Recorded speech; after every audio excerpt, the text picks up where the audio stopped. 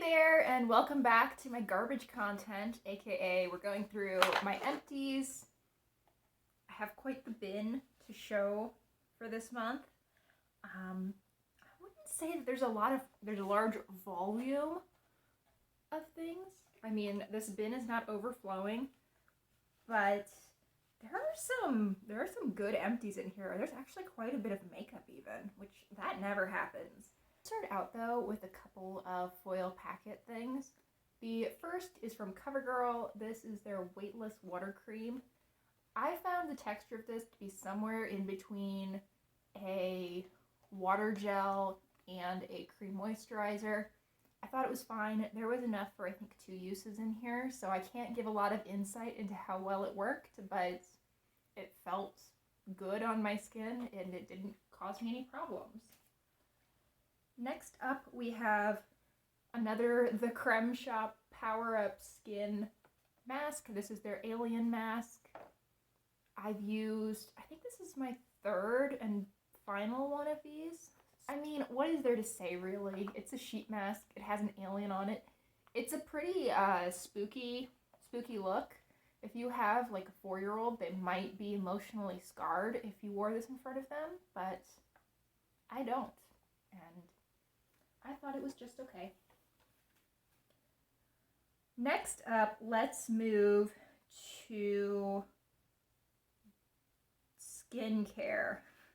Took me way too long to find the words there. The first skincare piece that I have, I guess I could consider this makeup too, but we're putting it in skincare. This is from e.l.f. and it is their Hydrating Coconut Mist. This was a 2.7 fluid ounce size. I feel like it looks bigger. For some reason, to me, this seems like it should be more like 4 ounces. It's not. I went through it pretty quickly once I actually started consistently using this. I had owned it for quite a while before I started consistently using it, so that's why it took me months and months of ownership to finish this. This smells really pleasant. At first, I thought that it was causing me a tiny little bit of irritation, like when I first bought it, which is why I didn't use it super often. A few months ago, in my deck of panning project, I rolled this in and I decided that I was just going to use it, figure it out. I think my goal was to use up like 1/4 of it, and then I would know if I liked it or not.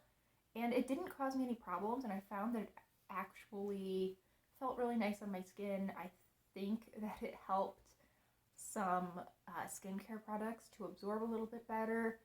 I think I read that somewhere online. I don't know if that's true, but I was willing to take it, and it smelled really pleasant. I don't think that I will repurchase this anytime soon, but if I was already placing an e.l.f. order, this is the kind of thing that I would consider adding onto my cart to get free shipping. It's nice, I just don't know that I need that specific one, and I don't think they sell the coconut mist in store anywhere near me. Next we have this little 1/2 ounce size of the Yes to Avocado fragrance-free daily mineral lotion. This is an SPF 15. Do I have anything left in here to show you? No, it's completely empty. That's kind of a bummer. This was weird. It had a very particular scent to it. I wouldn't even say it smelled like avocados, but it just kind of smelled fatty. And that was kind of how I could describe the texture too. Like, it was whipped, but it was whipped in the same way that you might get like whipped margarine. It was weird. It felt a little bit greasy, and this had such a strong purple cast to it. Like, I'm pretty fair. I do not have a problem with sunscreens turning me purple. But this I had to be really careful to rub in, otherwise it would turn me purple. I've never had that problem before. So because of the texture, the rather thick, sort of greasy feeling, the way I ended up using this was on my neck, and then I would put it on the backs of my hands. I thought it was okay for that. This is not something I would ever consider repurchasing though. I was not impressed with this at all. And I think that if you are any deeper than me, you probably wouldn't be able to get rid of that purple cast very easily. It would probably be pretty hard to rub that in. So I feel like I don't understand who this is for, because it's SPF 15, which is not enough protection for someone like me. I go with SPF 35 as a bare minimum, but it has that really strong purple cast. So for someone with deeper skin whose SPF needs might be a little bit lower, it would leave them purple. So no clue who they intend this for, would not suggest, will not repurchase. I have too many face washes to talk about. The first is from Pure Lease. This is their Pineapple Bright Cleansing Gel. I was working on this in my Drop 10 by Summer project pan, and this was a good cleanser. I liked it. I thought that it was effective. This is just not my preferred texture. This is a little bit of a thicker gel. This is the kind of gel that really does belong in this kind of squeezy tube. I prefer a gel cleanser that is a little bit thinner, the kind that you can put in a pump. Even if it is in a squeezy tube, I like the kind of texture that could go into a pump. This just can't. And while I enjoyed it, it's not becoming a favorite anytime soon. And I want to say that this is a little bit more expensive than the cleansers that I usually purchase. So yeah, good, but not something I'm going to purchase again. And one more face cleanser. This was weird. This is from Chasin' Rabbits, and it is their Mindful Bubble Cleanse. It is an activated charcoal and bamboo water cleanser. This looked gross. It was super runny, and it just, you could see the charcoal in it. It was like this black, gunky looking water. And I used this on my face maybe 4 or 5 times. I thought that once I actually got it onto my face, I wasn't sure if it actually stuck around because the consistency was so thin. I kind of thought that I was losing a good chunk of it just, between squeezing it out into my hand and getting to my face, because I usually wash my face in the shower. And no, this is not a good face cleanser, I felt. I didn't feel like it was super effective. I really never felt certain that I'd actually gotten any cleanser like up on my forehead, just because it was so thin that it felt like it was running away from me all the time, and it looked gross. So would not recommend for that. I did kind of like it as a body wash. That's how I started using that after I gave up on using it on my face. Once it's on the loofah, it stayed on the loofah and it foamed up nicely. I had never seen any foam or felt any foam on my face, so I would not suggest purchasing this. This is definitely something I got through Ipsy. There's no way I would have picked this out for myself, and I won't be repurchasing in the future. So far we have one item that I would consider repurchasing, so it's not going great so far. Next up, though, let's see. Let's move, I was planning on using that to move into body care. So let's talk about the other body wash. Things are moving around in my bin. And this is, again, from my Drop 10 by Summer project pan. This is a 3-ounce size of Beautiful Day from Bath & Body Works. It's one of the shower gels. I talked about this in that video. I really like the Bath & Body Works shower gels. This scent is nice. I think it has pretty similar vibes to gingham, though I don't know how similar the actual notes are. This just isn't my favorite scent. It's not one that I would seek out, but I have had many and probably will have many in the future. of these Bath & Body Works shower gels. I do like them. Here's another thing was in my Drop 10 by Summer project pan, and I just completely forgot to get it out for the update. This is from Soul Body, and it is their Shimmering Dry Oil. My goal was to use it up, and I did. I think that this is a really... Shoot! I just threw this, and thankfully it did not break because it is glass, and it's oily, so that would be a huge, disgusting mess to clean up. Anyway, I think I was saying this is a nice product. I think that for someone who wants a shimmering body oil, I would point them to this. This was quite pleasant to use. I don't know what it's supposed to smell like, but the scent is pleasant. I didn't find that I was like leaving little greasy prints anywhere after I used this. It's just, I don't think I'm a shimmering dry oil kind of gal. Like, I would put this on my legs after I showered, and it was an okay moisturizer, but I didn't think that it looked very good on me, and I would never wear this out. Like, I'm not going to put this on my shoulders and go to an outdoor festival or something. That's just not me. That's just not my vibe.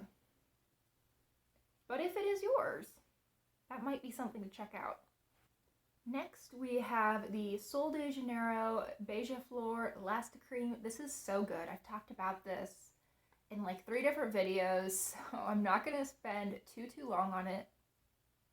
But the scent on this is such an odd combination of beautiful and delicious. Like, it's floral, but I would still eat this. Love this scent. Strongly recommend giving this a go if you have been eyeing it. And the container is so cute that I'm just going to keep it. I love this color of pink. I think it's adorable. So I need to put that aside so I don't try to recycle / throw it away with everything else I'm showing you today. One more like straight body product. This is from Tree Hut, and it is their Shea Sugar Scrub in Coconut Lime. This, I thought, smelled a lot more like lime than coconut. Yeah, I'm really not getting much coconut at all from that, and that's fine. This is a nice scrub. It has a good amount of grit to it. I was quite happy with how long this lasted. I think this lasted me right around 6 or 7 months. I did not use it super consistently during the winter, but in the last month or 2, I was using it a couple of times a week, and it still lasted me quite a while. I am currently working on another Tree Hut scrub, and that one is in Tropic Glow. I think it's intended to be similar to the original Boom Boom Cream scent, and I like that one too. I don't think they really differ a whole lot in terms of texture, but I think I like the scent on that one just a little bit more. But I would not be unhappy if I went to the store after that one's gone and they didn't have that and I had to get this instead. I would be totally fine with that. This is quite nice, and these are much more reasonably priced than a lot of other body scrubs. The body scrub that I had before this one was from Scentsy, and it was like half the size and double the cost. So I think I'll be sticking with Tree Hut in the future. And now this one is exciting. This is a perfume empty. This is from Oscar de la Renta. Is their Bella Blanca scent. This scent grew on me a little bit as I owned it. I thought when I first got it that it smelled kind of generic, and I think I'm right on that. It's just at this point I've owned it for long enough and I've worn it so many times that there's a little bit of fondness there. Just It feels like it has a little bit more personality just because it feels imbued with my personality at this point. But I wouldn't repurchase this. I got this through Influencer. It's not a scent that I would have selected for myself. And even if I were to find this like at TJ Maxx or something for, let's say, like 35, 40 bucks, it's the kind of thing that I would look at, I might give a sniff, have fond memory, and then I would leave it behind. I don't love this scent, but I've grown to like it a little bit. I have a lip scrub. This one is from e.l.f. and it is their Cookies and Dreams Cookie Crumble Lip Exfoliator. The best thing about this is the color of the packaging. I thought that the lip scrub was fine. I wish that it was a little bit more stable. Like, if you have any amount rolled up when you start rubbing this across your lips, it will be gone. You will use up the exact amount that is above the lip of the bullet, but the scrub itself is fine. It's effective. I just don't think it was anything special.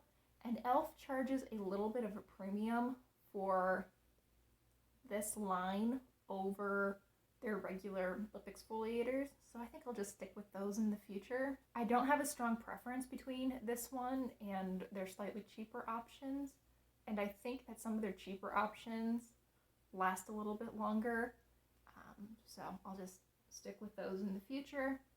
I also finished a mini fresh lip balm. This is their Sugar Advanced Therapy Lip Treatment. I liked this a lot. I thought this was nicely moisturizing. It felt good going on the lips. I think I would really like a full size of this. It's just I don't want to pay for the full size. And I'm not sold on these minis because this really fell apart on me pretty quickly. It was very tilted from like the second or third time I used it, and it was messy to use. I felt like I was always using my finger with it. This size is not ideal for this formula, but I don't want to purchase a full size. So I think that I'm going to be skipping the sugar lip treatments in the future, but it's the kind of thing that if, say, like a Sephora Favorites kit had a full size, I would consider it. I have one eyeshadow and then we can get into the mini lip products. This is, again, something that I talked about in my Project Pan video for the year. This was a purple eyeshadow from Wet n Wild. It was a matte that I used in my crease. I really liked it. I also sometimes used it as a blush, though I haven't done that super recently because I actually purchased a purple blush, or two purple blushes, based on how much I enjoyed using this on my cheeks. It was a really pretty color, but I'm really excited to have that Wet n Wild quad, which I think was the Petalette quad, completely gone from my collection. I've used up all the shades or decluttered the shades from that palette. And now we get to the 5 lip products that I finished this month. The first, again, we've talked about this quite a bit. This is the lip oil from Bath & Body Works. I had mine in the shade Ballet Pink. I just hauled this last month. It went way too fast. I was applying this like at my desk just when I felt like my lips were a little bit dry, and the last like 4 months, my lips have always felt a little bit dry. So this went quite quickly. It's basically sheer.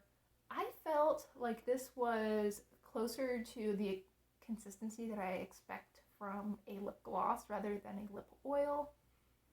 But if I've learned one thing about lip oils, it's that there's not one single consistency and that all brands seem to go with. This, though, I felt was really bordering on being a lip gloss. It was basically clear, if I didn't say that already, and I have another one. I enjoyed it. It was not a love, but it was a nice moisturizing lip gloss. I've also spoken about this one. This was in my Drop 10 by Summer. This is from NARS. It is their Afterglow Lip Balm in Laguna. It's just a mini. This is the second one of these that I have finished, and if it tells you how much I have enjoyed these two minis, I now own two full-size NARS Afterglow lip balms. I own mine in the shade Dolce Vita rather than Laguna, but I liked Laguna too. After this, I just assume that I'm not going to finish any lip products for like 6 months. So it's going to be a long drought after this one.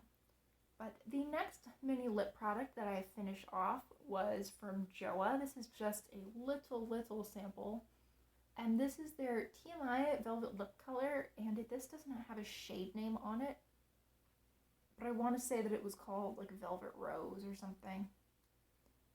And this was pretty. I can probably get a swatch of it. Actually, I probably shouldn't get a swatch of it because this will stain. But this was a nice sheer lip tint. I found that I got maybe like 4 days of wear with application in the morning and then after lunch. So probably 8 to 10 applications out of this little guy. I thought it was really pretty. It wore pretty well. It was definitely faded after lunch, but I don't expect really anything to last through eating, especially since I will often eat a salad with some oily dressing for lunch. Like, nothing's gonna last through that. And it was really comfortable. I like these sort of velvet lip colors. I'm actually wearing one today from Mimi, and I don't know that I would seek out a Joa one in particular, but I will definitely continue to purchase these velvet liquid lipsticks in the future. Okay, so I always have a little bit of a weird cadence to my speech, and I realize that, but I feel like it got really weird as I was talking about that last product. So let's see if we can keep this a little bit less awkward for the last two products. First, we have an Ipsy product, I'm pretty sure. This is from Violet Voss, and it is a mini of their lip gloss in Love in Paris. This was a clear, slightly milky gloss with quite a bit of glitter in it. I accidentally dyed mine pink using I think probably one of the Pat McGrath Matte Trance lipsticks. That's usually what does it in my collection. But it was a nice texture. It felt good going on. I didn't feel like the glitter was too gritty, though I could feel it just a little bit. I was overall pretty pleased with this gloss. I thought that the one downfall of this gloss was that I didn't feel like I actually got a whole lot of product out when I had the stopper in. It felt like I had to dip in again and again and again to coat my lips to the extent that I wanted. And then once I took the stopper out, it was too much product. I couldn't quite reach that Goldilocks state until the product was almost gone. But the gloss itself was good, and I'm not sure if that's a defect is a really strong term for it, but I'm not sure if that little inconvenience of not being able to get the amount of product that I want onto the applicator is specific to this mini size.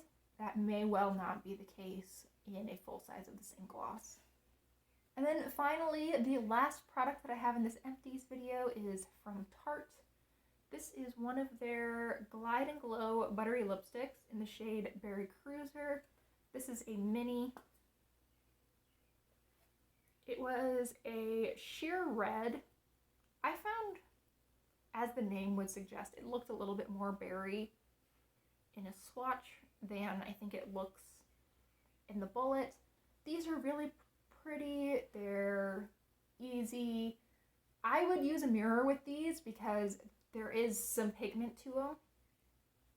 Though that will vary by shade. I mean, I have a nude.